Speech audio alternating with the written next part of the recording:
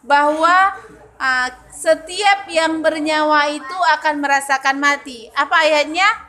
Kullu nafsin za'iqatul maut. Iya. Jadi tiap-tiap yang bernyawa akan merasakan mati.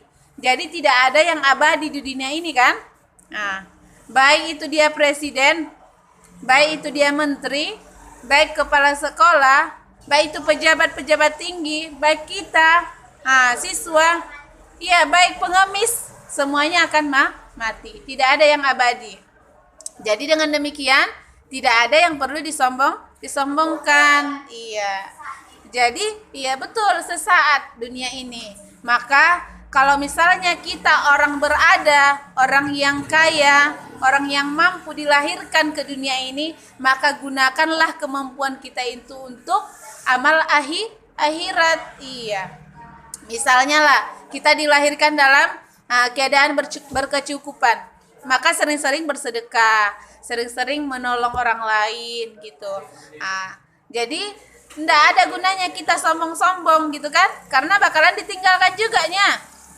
Kalau orang Islam meninggal itu kain kapan cuma kan yang dipakai, nggak ada yang pakai kalung emas, nggak ada yang pakai cincin, nggak ada yang pakai berlian, ya kan? Tidak ada yang pakai jas. Jadi meskipun Pak Presiden yang meninggal itu bakalan kain kapan aja yang dibawa. Meskipun itu pengemis yang meninggal, kain kapan aja yang bawa. Jadi kalau kita sudah meninggal sama, nggak ada bedanya.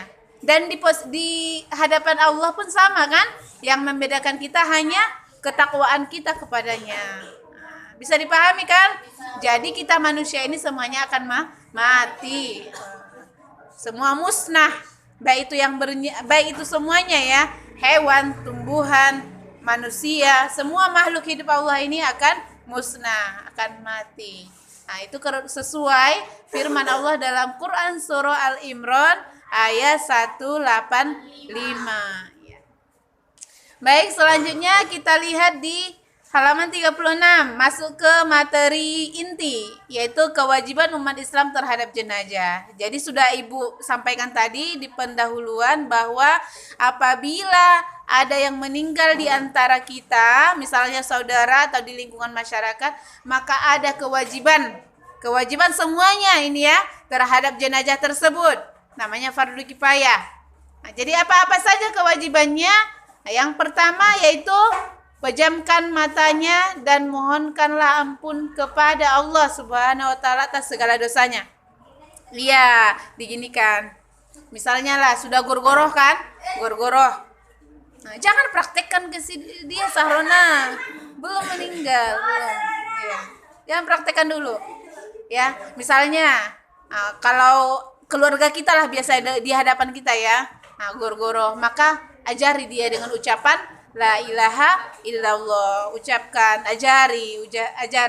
Jadi kalau misalnya nggak mampu lagi karena memang udah sekarat gitu ya, ajari ucapkan Allah gitu. Jadi biar lapas terakhir yang diucapkannya itu Allah. Kalau udah pasti meninggal, nggak ada lagi itunya kan nafasnya, maka udah rapikan semua badannya. Rapikan maksudnya apa? Tutup matanya, pejamkan ini ya sesuai langkah-langkah ini, baru tutuplah seluruh badannya dengan kain. Jadi lepaskan bajunya gitu kan. Boleh dibuka kalau masih bisa dibuka bagus, kalau nggak bisa gunting saja, gunting. Setelah itu baru tutupi dengan kain panjang ya. Jadi tertutup semua auratnya, jangan terbuka. Selanjutnya ditempatkan di tempat yang lebih tinggi. Jadi kalau misalnya di masyarakat kita biasa itu dibuat di atas kasur gitu kan. Jadi jangan hanya letakkan di lantai tidak pakai tikar. Tapi harus ditempatkan di tempat yang lebih tinggi dari tempat duduk kita biasanya. Itu menghormati jenazah juga. Jadi meskipun sudah meninggal tetap dihormati gitu ya. Selanjutnya bagi keluarga dan sahabat-sahabat dekatnya tidak dilarang mencium si mayat. Misalnya orang tua kita yang meninggal boleh kita cium, tidak ada larangan. Terus kalau misalnya itu keluarga terdekat, sahabat kita, boleh kita cium. Tetapi kalau pacarmu nggak usah ya, nggak usah. Ngapain kamu? Ngapain? Iya, meskipun dia sudah meninggal, tapi ya kamu nggak muhrimnya, begitu kan? Kecuali misalnya ya suami istri ya boleh. Kalau suami istri itu ada kekhususan, maksudnya gini, kalau misalnya suami yang meninggal, dianjurkan istrinya aja yang memandikan si mayat. Iya, karena memang sudah saling tahu gitu kan, luar dalam. Sudah saling tahu. Makanya dianjurkan. Daripada orang lain yang memegang-megangnya, mendingan mereka yang sesama memegang-megang gitu, karena sudah pernah kan. Jadi kalau misalnya suami yang meninggal, dianjurkan istrinya yang memandikan. Intinya itu juga karena sudah saling tahu. Daripada orang lain yang melihat auratnya gitu kan, mendingan yang halal yaitu suami atau istrinya begitu. Baik, selanjutnya itu tadi yang pertama ya. Kalau sudah ada yang meninggal di hadapan kita, maka pejamkan matanya, baru rapikan semua tangannya tadi. Setelah dibuka baju semua, tutup pakai kain, lipat tangannya gitu kan, letakkan di atas kain sarung panjang gitu ya, kain panjang. Baru lipat tangannya, rapikan semua, luruskan kakinya, kepalanya luruskan. Itu nanti. Terus baru letakkan di atas yang lebih, misalnya kasur atau tikar kalau nggak ada. Iya, baru buat itu, misalnya Al-Quran itu hanya untuk misalnya apa itu, kalau ada orang yang datang baca Al-Quran, baca Yasin begitu ya. Karena disunahkan. Selanjutnya apa saja perawatannya. Perawatan maksud sini bukan berbedak, bukan pakai lipstik, bukan pakai parfum ya. Iya, jadi kalau kita Islam, yang pertama mandikan. Itu dia. Jadi pertama-tama tadi setelah meninggal, maka disunahkan bagi kaum setempat itu menyampaikan dan mengabari ke saudara-saudara yang jauh bahwa si Fulan sudah meninggal. Si Fulan, entah siapalah, si Fulan itu biasa, Fulan itu laki-laki, Fulanah perempuan begitu kan. Jadi dikabari ke semua orang bahwa ada ini sudah meninggal. Jadi itu tujuannya supaya banyak yang bertakziah dan banyak yang mendoakan, banyak yang ikut mensolatkannya begitu. Itu sunnah. Selanjutnya dimandikanlah. Dalam memandikan jenazah ini ada tata caranya gitu kan. Ada syarat-syaratnya apa saja. Mayat ataupun jenazah yang wajib kita mandikan adalah yang Islam. Kalau yang Kristen ya, misalnya tetangga kita yang meninggal, kita nggak punya kewajiban untuk memandikannya gitu. Iya, datang ya itu hanya sebagai kita makhluk sosial gitu kan. Iya. Jadi untuk menjaga itu saja. Jadi kalau yang kewajiban bagi kita harus yang Islam lah yang meninggal, baru kita mempunyai kewajiban memandikannya. Selanjutnya apa lagi? Didapati tubuhnya. Maksudnya masih ada tubuh yang jenazah yang meninggal ini yang mau kita mandikan. Kalau misalnya kecelakaan gitu ya, dilindas apa gitu, truk sampai kalau itu harus dimandikan juga. Gini, misalnya dia kena kecelakaan, jadi kepalanya udah nggak nampak karena misalnya hancur gitu kan, udah nyatu sama jalan gitu, tinggal badannya semua, ya badannya dimandikan. Kalau masih ada ya itu diikutkan gitu, meskipun dia dimasukkan ke plastik dulu, disiram kayak pakai tayamum gitu kalau istilahnya orang yang hidup. Jadi ini maksud didapati tubuhnya walaupun sedikit. Ini tadi maksudnya. Jadi walaupun sedikit lagi badannya yang kita dapati karena kecelakaan, maka itu dimandikan juga gitu. Tetap dimandikan. Jadi jangan kalian pikir nanti karena tapi kecelakaan banyak darah bu, semua udah kayak mau hancur tubuhnya, itu tetap dimandikan. Jadi dengan apa maksudnya, dia masih bisa dimandikan. Kalau misalnya dimandikan tidak meleleh, tidak hancur tubuhnya, itu tetap mandikan. Tapi kalau misalnya ini sudah penyok atau apalah, kalau misalnya dimandikan dia bakalan berserak itu kan, maka bisa bagian itunya ditayamumkan, bagian yang lain tetap dimandikan bersih begitu. Itu dia. Ya, jadi meskipun sedikit lagi tubuhnya tetap wajib dimandikan. Itu syaratnya. Syarat wajib. Yang berhak memandikan jenazah siapa? Seperti yang gue bilang tadi.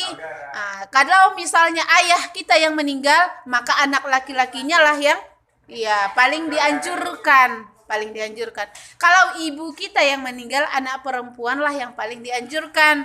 Kalau nggak ada anak perempuan, saudara kandungnya. Kalau masih ada ibunya, ibunya. Kalau nggak ada saudara kandung, sepupu pun boleh. Intinya didahulukan dulu saudara-saudara terdekat. Kalau nggak ada lagi saudara terdekat, apa boleh buat? Maka orang lain. Begitu juga dengan laki-laki, gitu kan? Maka ibu bilang tadi, kita yang perempuan ini belajarlah nak. Belajar kita fardu kifayah ini karena bakalan di hadapan kitanya ini kan. Bakalan pernah suatu saat kita, iya, di hadapan kita menghadapi orang yang meninggal gitu. Baik orang tua, keluarga, dan lain-lain ya. Selanjutnya, kalau tadi seorang suami yang meninggal, maka istrinya lebih pantas, lebih diharuskan gitu. Kalau seorang istri, maka suaminya yang lebih diharuskan. Ya.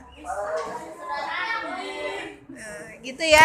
Jadi kalau misalnya nggak ada lagi suaminya, udah meninggal juga ya, maka saudara yang lain atau anaknya atau siapa. Intinya terdekat dulu, baru nggak ada orang lain. Ya. Selanjutnya, kalau misalnya yang meninggal itu anak-anak, ya. Kalau laki-laki anak-anaknya, diharuskan orang yang dewasa, bukan anak-anak juga memandikannya ya, bukan berarti anak-anak. Iya, jadi kalau misalnya perempuan anak-anaknya, maka perempuan dewasa lah yang memandikannya, bukan berarti perempuan yang anak-anak, bukan ya. Oke. Selanjutnya, adab-adab ataupun tata cara memandikan jenazah. Yang pertama, kita mandikanlah di tempat yang tertutup. Iya. Kalau misalnya bisa di kamar mandi rumah, nah boleh. Kalau misalnya nggak ada kamar mandi rumah ataupun nggak memungkinkan, boleh di luar dibuat dia penutupnya, tenda-tendanya. Intinya jangan mandikan di tempat terbuka, ya. Selanjutnya mayat itu diletakkan di tempat yang tinggi. Misalnya kalau kita memandikannya di tempat terbuka, itu biasa dibuat kayak meja. Ada di satu desa itu kadang-kadang ada tempat pemandian jenazahnya itu agak apa dia kayak meja-meja. Nah, di situ dimandikan. Jadi orang yang mandikan bisa berdiri gini kan, biar lebih mudah. Kalau misalnya di rumah dimandikan nggak bisa pakai meja-meja, maka di pangku jenazahnya itu kan. Orangnya duduk misalnya di ini, dilentangkan kakinya beberapa orang, maka di atas kaki mereka lah. Nah, pangkuan mereka lah jenazah ini.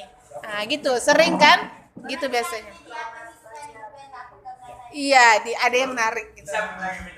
Gimana? Iya. Iya, jadi memandikannya tetap pakai air yang suci lagi mensucikan, maksudnya air yang bersih. Nah, air yang pakai wangi-wangian itu sunnah kan? Pakai sabun. Nah, jadi iya, intinya dibersihkan dengan sebersih-bersihnya ya. Dengan sebersih-bersihnya. Karena bakalan itu mandi terakhirnya kan? Iya, mandi untuk menghadap Tuhan kan? Iya. Jadi bersihkan sebersih-bersihnya. Nah, bersihkan giginya, bersihkan kukunya, mana tahu dia petani, nggak usah gunting kukunya nak, nggak usah gunting.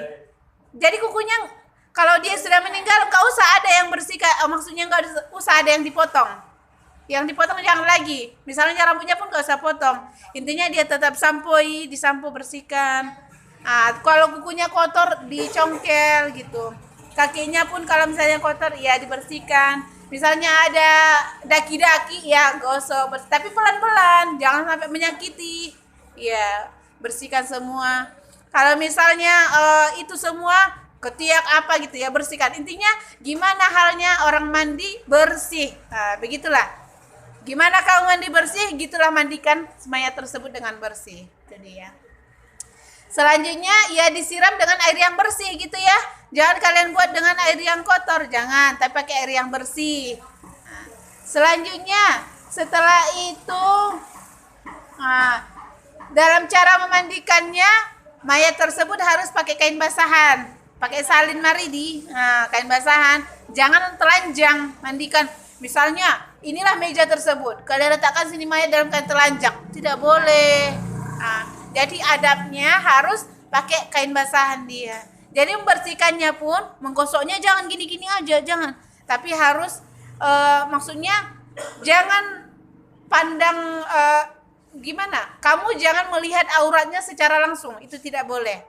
Nah, iya, maksudnya kalau misalnya kita yang memandikan bagian-bagian tertentunya gitu ya, bagian-bagian tertentu itu kan kalau perempuan ada dua gitu ya, bagian depan dada, bagian bawahnya gitu kan, itu nggak usah harus dipelototi, nggak harus dipelototi, ya bersihkanlah dengan sebaik-baiknya.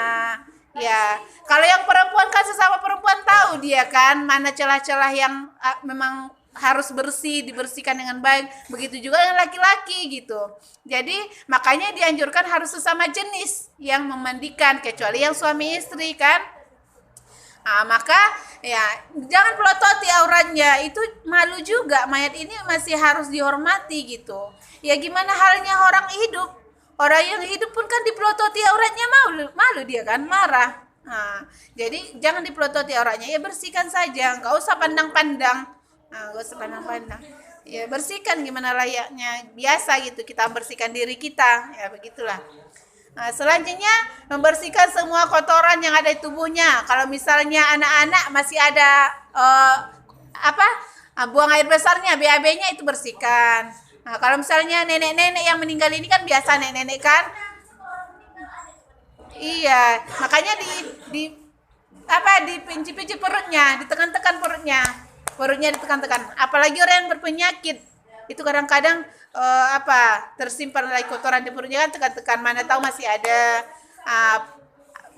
buang air kecilnya gitu kan, pipisnya mana tahu masih ada, maka tekan-tekan perutnya. Mana tahu dia masih muntah gitu kan. Ada lagi, apalagi orang yang berpenyakit ini sering kayak gitu. Nah, itu dianjurkan tekan-tekan perutnya pelan biar keluar semua kotoran-kotoran yang dari badannya gitu. Jadi ya dibersihkanlah dengan sebaik-baiknya, baru terus mewudukannya, tetap diwudukan ya, tetap diwudukan mayat ini. Gimana halnya kita berwudu? Mandi wajib tidak, itulah mandinya ya. Jadi berwudunya jangan suruh dia berwudu, tapi kamu yang mewudukannya ya. Kalau kamu suruh nanti berwudu, gawat itu ya. Iya, jadi kita wudukan ya. Apanya? Itu yang mati suri gitu kan. Selanjutnya setelah diwudukan ya, diwudukannya seperti biasa, cuci muka, tangan, sebagian rambut, kakinya gitu. Tapi niatnya kita mewudukan si mayat gitu kan, mewudukan si mayat. Baru disunahkan membasuh 3 kali. Ya, siram 3 kali, itu sunnah. Oke, baik, sampai di sini ada pertanyaan terkait dengan pengurusan jenazah? Bisa dipahami ya? Jadi insya Allah kalau ada misalnya ada yang meninggal di antara lingkungan kita, masyarakat, saudara, udah ada gambaran kan, apa yang harus kita lakukan itu tadi. Baik, selanjutnya mengapani jenazah ini nanti biar lebih paham harus ada prakteknya. Kalau di MIPA 3 Ibu bilang itu hari Jumat mereka praktek. Tapi kalian insya Allah kalau ada waktu hari Selasa depan aja. Jadi dibawa aja boneka kalau ada dari rumah. Boneka. Kalau boneka yang di sekolah memang ada kan? Ada kan boneka kita sekolah? Iya.